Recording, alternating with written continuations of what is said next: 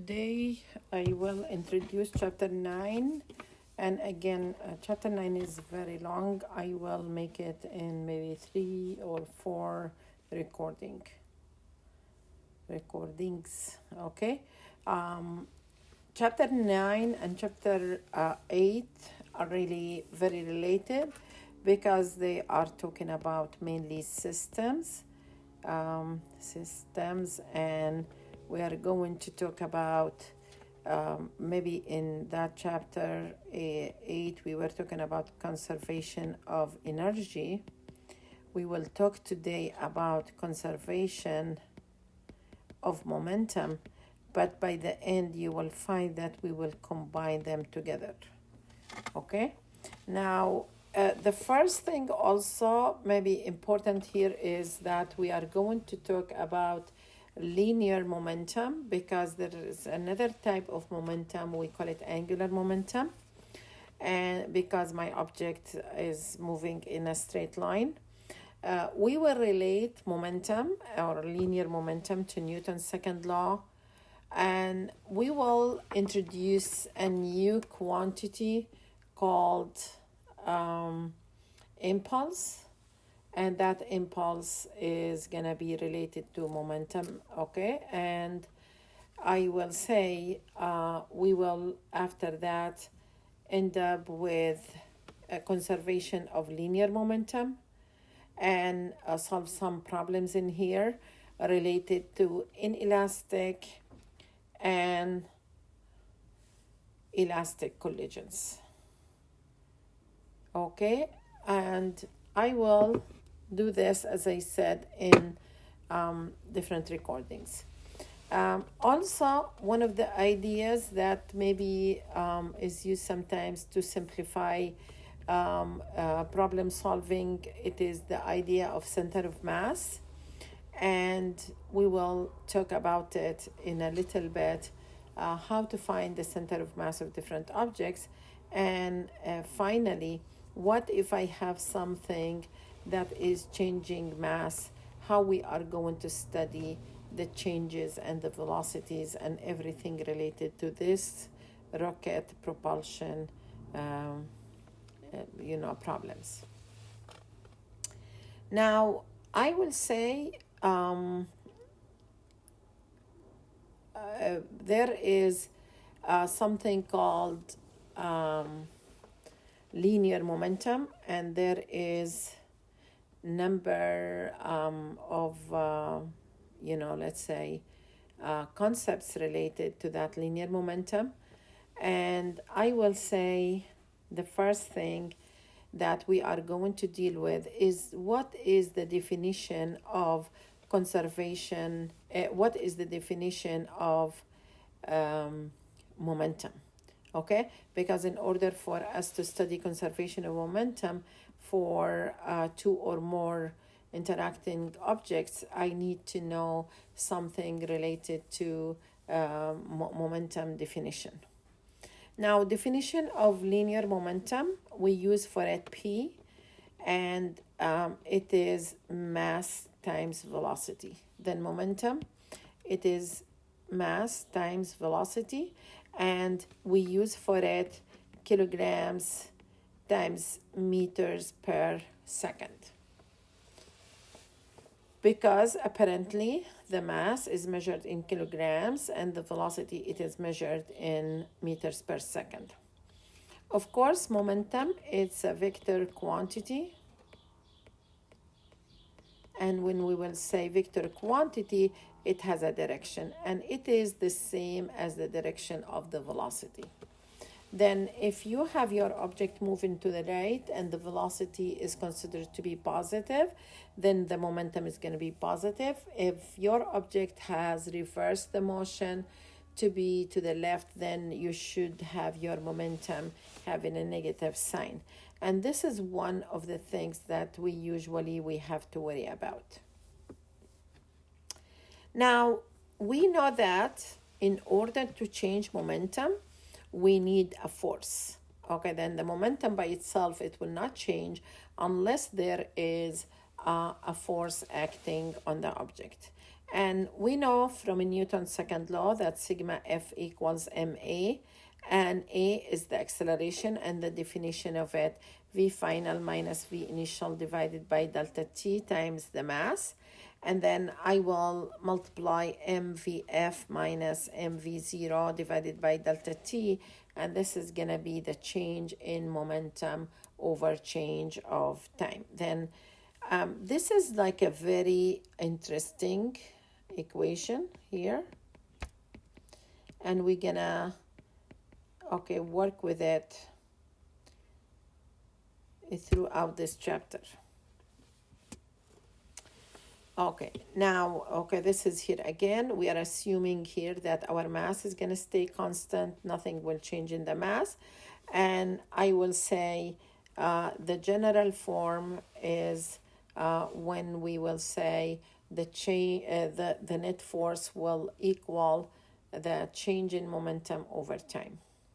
And this is the derivation that I did do on top.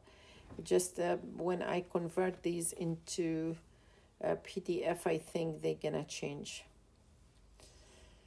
Okay, now then if I have a net force and it is acting for a certain period of time, then that F net is gonna change the momentum, and I will say we can now define that F net times delta t equals delta p. This quantity here, we're gonna call it impulse, and that impulse equal change in momentum. Now then, if there is that force is going to change the momentum. One thing that I want you to know here, that since impulse times time, impulse equals force times time, the unit is in newtons times second, and also it has to do with like the unit of course, momentum, which is kilograms meters per second. These are two equivalent units. Now, I will say the same change in momentum can be produced by having a large force acting for a short time, or by smaller force acting for a longer time. Okay, and here I did show you that the impulse can be equal, but the force in one scenario is going to be larger than the force in the second scenario is more than the force in the first scenario. If we will plot the force versus time for any physical situation, we will find that the force when let's say I have two objects that they're gonna collide. When they are very far, then they will not have any force acting between them, and then suddenly when they're gonna be in contact, the force is gonna reach that maximum here, right? And then again, when they're gonna leave each other, the force is gonna be what is gonna be zero again. Now, when I plot F versus T graph, I can integrate to find, the impulse, or I can say area under the curve should equal impulse. Now, why use an average force here? Because the time of the collision is very short. We need not worry about the exact time dependence on the force and can use the average force. Usually these times are really very short, and we will assume during this time that the force is constant, which means we are using the average. Now, during a collision, ordinary objects are deformed due to the large forces involved. And I will say the definition of impulse it is force average times delta T. And impulse, again, it's a vector quantity. It has the same direction as the average force. Okay, then now here, what we need to do, and we need to know that the impulse equal change in momentum. All right, and that change in momentum, it is m times change in velocity. Now, if I have two collisions, the one with a greater change in velocity is going to have a greater impulse. For example, you have a small bean bag and a bouncy rubber ball are dropped from the same height above the floor. They both have the same mass, which will impart the greater impulse to the floor when it hits. Okay, is it the bean bag? Is it the rubber ball? Or both the same? Of course, they are not both the same because I will say the bean bag is gonna stick to the floor, is always not gonna, even if it's gonna move, it's not gonna move that big distance. I will say, or with a certain velocity, but the rubber bouncing ball is gonna bounce, and this is gonna be a greater change in velocity, which means a greater impulse. Okay, here we are doing some kind of the math. The change in momentum for P final minus P initial is going to be 0 minus mv, and the change in the momentum in the case of the rubber ball is going to be 2 mv, which means the impulse, of course, in the this bouncing rubber ball is going to be more. Okay, a person stands under an umbrella during a rainstorm. Later, the rain turns to hail, although the number of drops hitting the umbrella per unit time and their speed remains the same. Which case requires more force to hold the umbrella?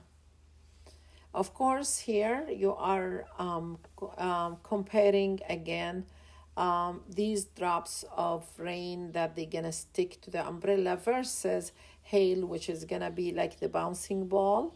And this is the reason that you are going to have a greater change in momentum, which means this is gonna be creating more force.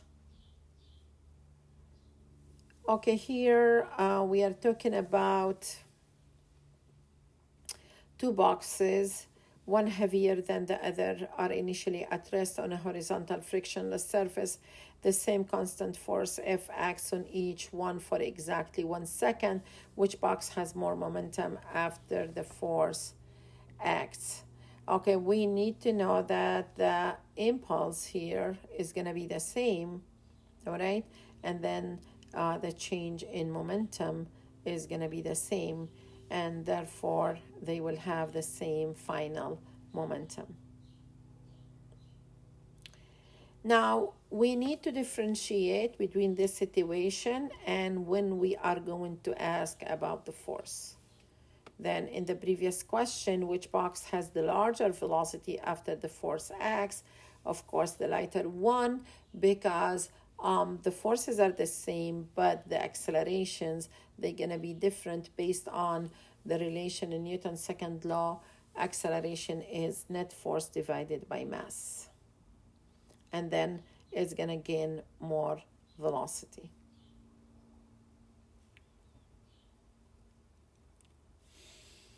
Okay, here in this question, we are going to calculate the impulse experienced when a 70 kilogram person lands on firm ground after jumping from a height of 3 meters. Estimate the average force exerted on the person's feet by the ground if the landing is stiff-legged and again with bent legs. Okay? With stiff legs, assume that the body moves 1 centimeter during the impact, and when the legs are bent, about 50 centimeters. What's going to happen here is, of course, I have that person whose mass is 70 kilogram away from the ground, 3 meters. Then simply we can calculate I will say the velocity of the person when is gonna hit the ground. Okay, just before hits the ground, which is, we did use here conservation of energy. mgy1 is gonna be 1/2 mv squared. Then finally the velocity is gonna be 7.67. Now, for the time, that is when you are going to have your legs stiff, is going to be time equals t. And for the delta t bending is going to be 2t. Then the fourth one is going to be delta p over t, whereas the F2 is going to be delta p over delta t. I can assume that after that person is gonna move from the floor, is gonna have a speed or a velocity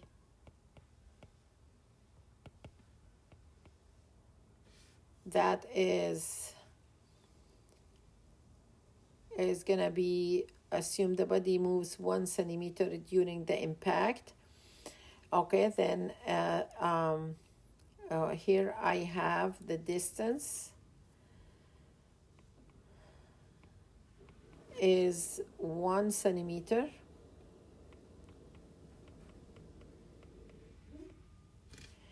And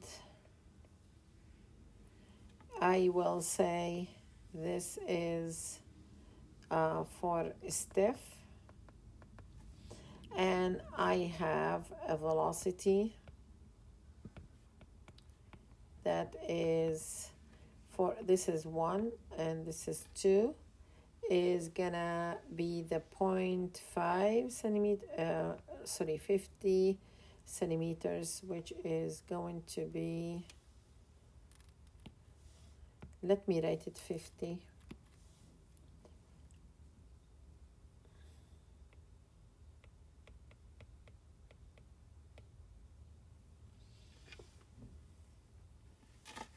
Okay, then this is really the, I will say, the distance that any object here, any, I will say, okay, that person is gonna make. This is with stiff, this is with bent.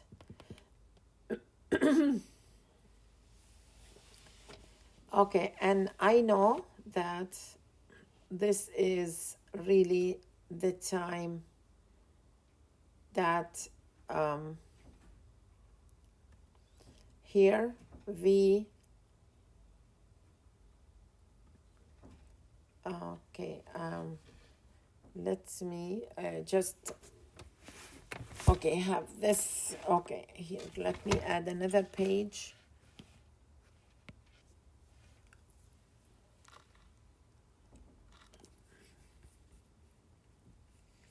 And just I lost the track in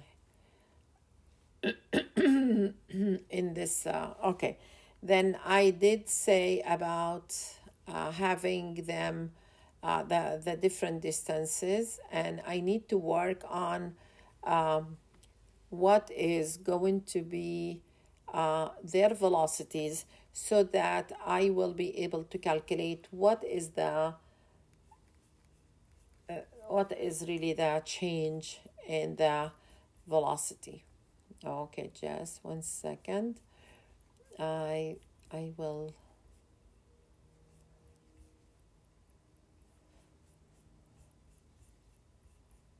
Okay.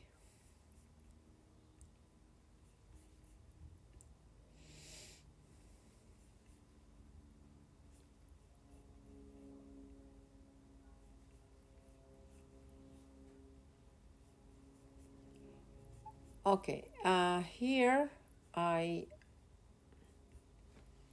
did draw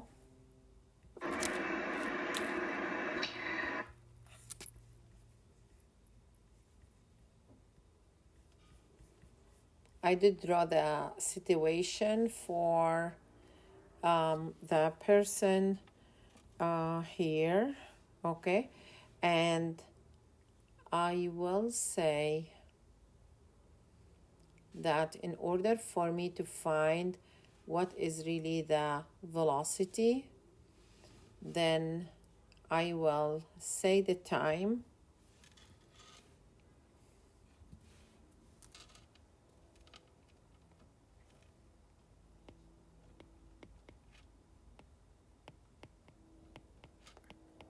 Okay, d divided by delta t, assuming it's an average. Okay, then delta t is going to be d over v, and then delta t is going to be 0.01 meter divided by the average velocity that is going to get, which is my velocity that I have calculated, 7.7 divided by 2, which is the average. This is average velocity.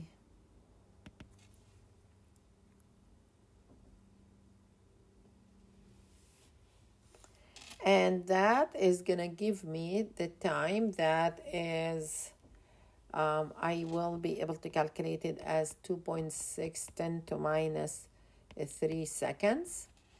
And based on this, I will be able to say that I can calculate the F net to be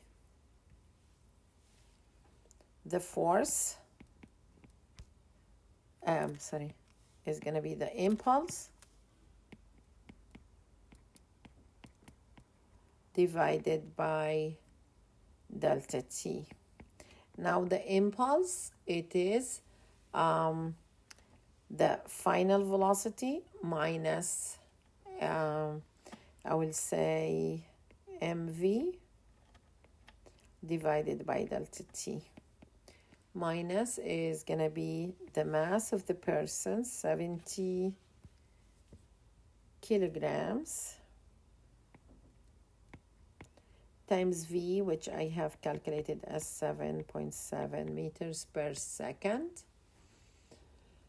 And that is going to give me, okay, it's going to be my downwards. Then I will say it is 2.6 10 to minus 3 seconds. And that is going to give me 2.1 10 to 5 in newtons. When this is when it is with stiff legs. Now with legs bent, we are going to find that here the same impulse, but F net, like the same change in momentum, but we are going to get the net force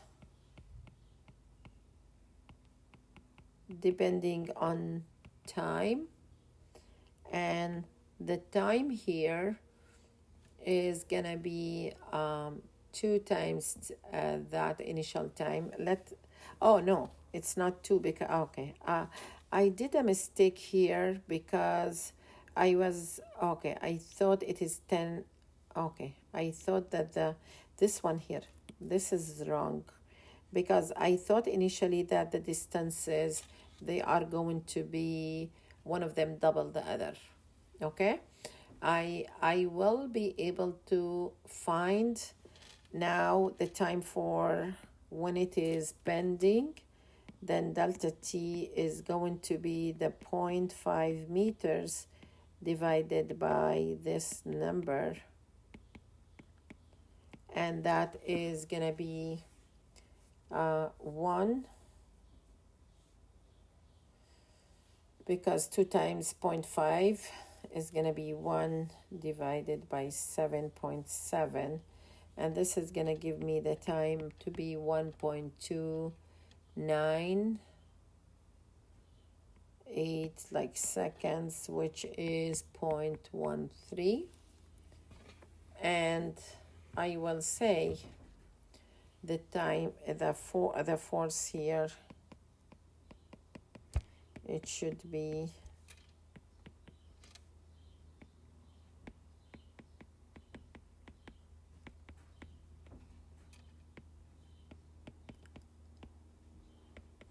which is going to be 70 times 7.7, okay, divided 0.13 is gonna be 4.110 to 5 in newtons.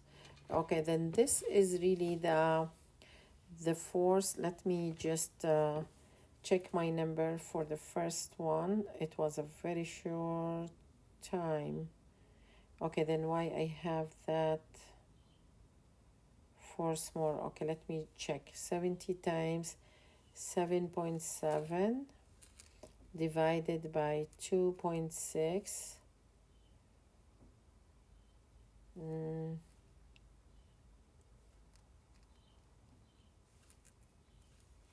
2.0 or 10 to the 5. This one here, it is 70 times 7.7 divided by 0.1.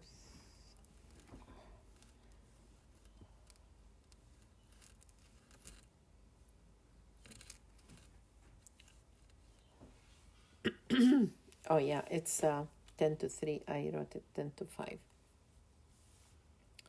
Okay, then it is 4.1 10 to 3 in newtons, and this is much less than when you have your legs stiff, and this is the reason why we bend our legs